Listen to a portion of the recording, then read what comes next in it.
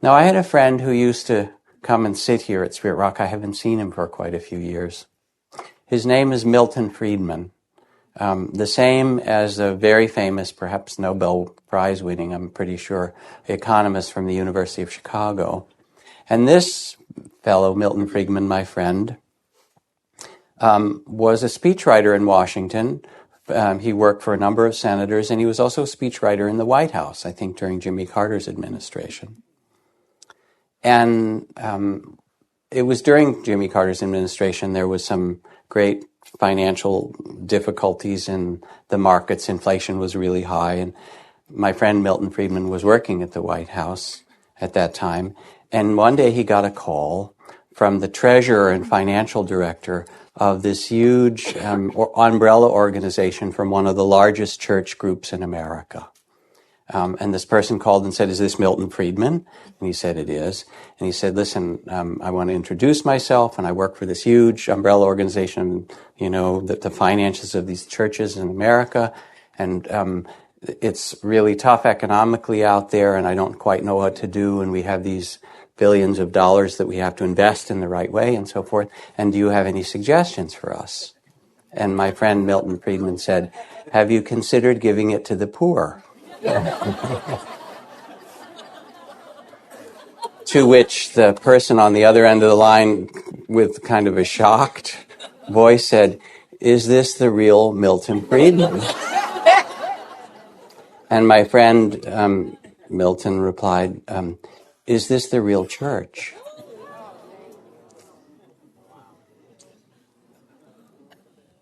He had a good mind, Milton. He had good wit. But it really is a question for our time. Here we are, and it's not just, that dialogue is funny, but there's also some deeper truth in it. What is possible for us as human beings, not for the Buddha in India, but the Buddha within ourselves? What is the awakened heart? And what the Buddhist teachings and meditation and all the things that I have studied and learned point to is that we each have a capacity for love and compassion, generosity, forgiveness. We each have within this life that we've been given these wonderful qualities. Luminous, says the Buddha, is this heart and mind. When we look into it, when we're not lost in the small sense of self or the body of fear. You know what I mean by that place where you get frightened and contracted and so forth. When we're not identified in that way and we remember who we really are, born into this human incarnation for a time, what matters and what's possible for us. And in some way we can develop these qualities, but in another more fundamental way, they are our true nature. And when the stuff that gets in the way of them is released, they shine. My inspiration in many ways in this, one of the teachers that I studied with for a long time was the Cambodian monk named Ghosananda, Maha Ghosananda, who was this great Buddhist scholar. I met him. We lived together in forest monasteries in Thailand during the Cambodian Holocaust, when almost a third of the people in Cambodia were killed, including 18 of the 20 people in his extended family and 57,000 of the 60,000 monks and nuns in this great kind of Khmer Rouge communist purge of everyone who was educated to start anew.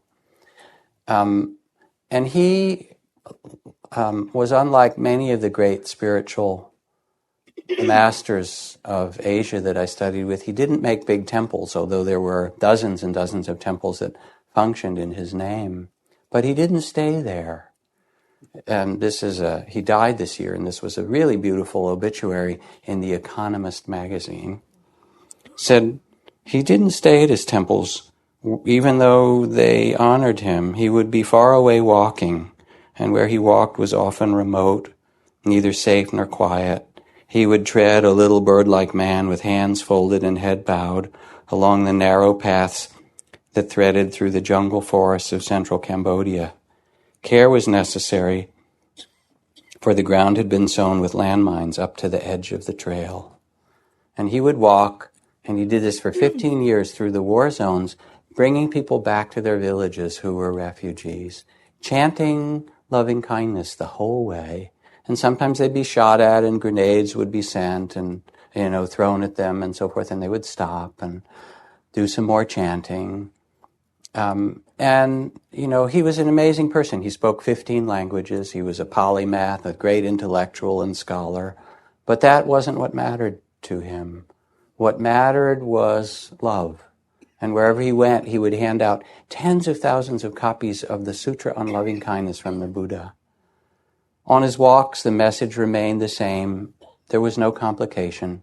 The work, he said, would be slow, step by loving step, as he liked to say, and it would continue as long as the Cambodians felt divided from each other and brutalized by their past. After 1980, he was made much of. He represented the Cambodian government in exile at the United Nations, was influential in the peace talks. He was made the Supreme Patriarch of all of Cambodia. Several times he was nominated for the Nobel Peace Prize. He founded more than 50 temples around the world.